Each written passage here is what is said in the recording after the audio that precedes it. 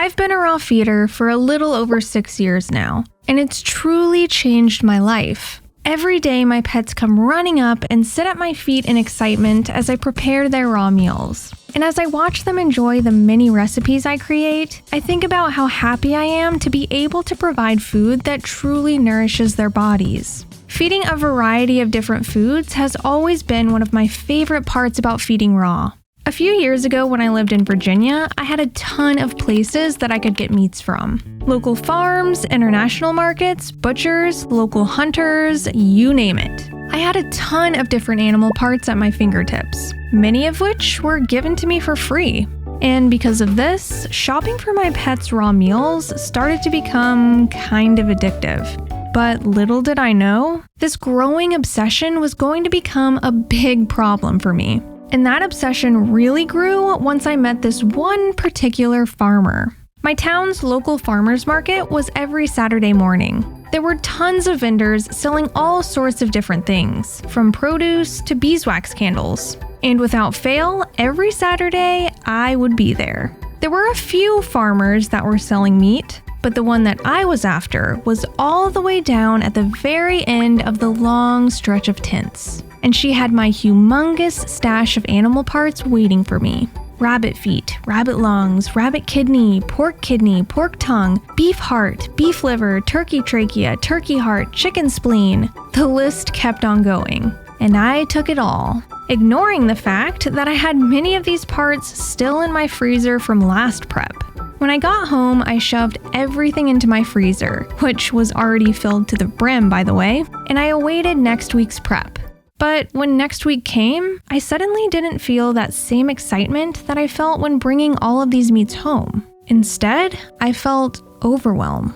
I now had to thaw over 25 pounds worth of raw meat. This meant that after I thawed them, which took around 5 hours, I had to cut up almost every part into smaller pieces for my dog, cat, and ferret's 30-day meal prep. And after that, put all of the leftovers into separate containers to refreeze them. Then clean everything up. This took me another 5 hours. Why did I buy so much? My chest freezer was one of the smallest ones you could buy. How was I gonna prep 30 days worth of meals for 3 animals, plus have room for leftovers? And speaking of leftovers, I had a ton of leftover meats at the bottom of my freezer that I got from this farmer weeks ago. Why didn't I just use those? But my problems didn't stop there. Because not only did I get meats from local farmers, I also had access to wild game through local hunters. And this only added to my hoarding issues. One weekend, I got 5 whole geese. This was a score, but I couldn't feed them yet. Wild game has to be frozen for about 4 weeks before feeding to kill off any parasites. So when I got home, I instantly plopped them into my freezer. Big mistake.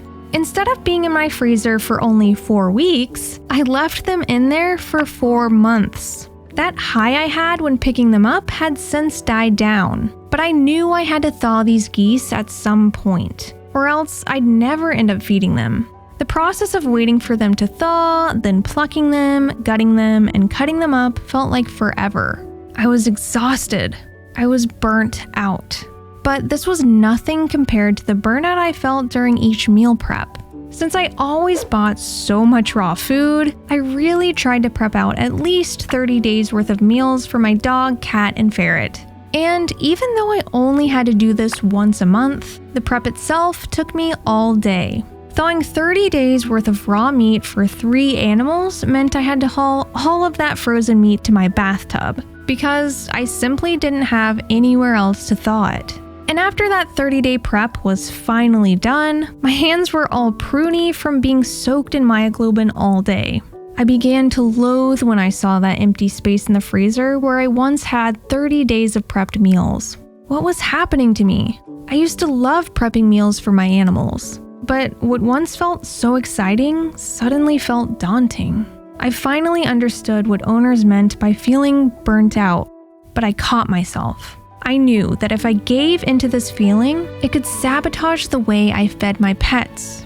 I knew I had to change things. So I started with minimizing how much meat I brought home. Instead of hauling home everything I was offered by farmers and hunters, I would make a list of all of the meats that I had in my freezer, as well as how much of them I had left. That way, I knew exactly what I needed to shop for. I also made it a point that when I did bring home wild game from hunters, instead of freezing it first, then cutting it up later when I felt like it, I would cut it up instantly. That way, I could separate each part and store it in a way that was easily accessible for meal prep. Speaking of meal prep, I also found a simple way to remove that overwhelming burnout feeling as well. And this was bringing my 30-day meal prep down to 7 days. So instead of prepping for over 5 hours in one day, I only prepped for about 45 minutes once a week. These preps were much smaller, and I didn't have to worry about lugging everything upstairs to the bathtub anymore, because everything fit into my thawing basin. These smaller preps also allowed me to do smaller shopping hauls, so my freezer had a lot more space in it. I know some of these instances that made me feel burnt out are pretty common. So I want to know, have you ever felt burnt out when raw feeding your pet? If so, what caused it? And what have you done to help remedy that burnt out feeling? Let me know in the comments below.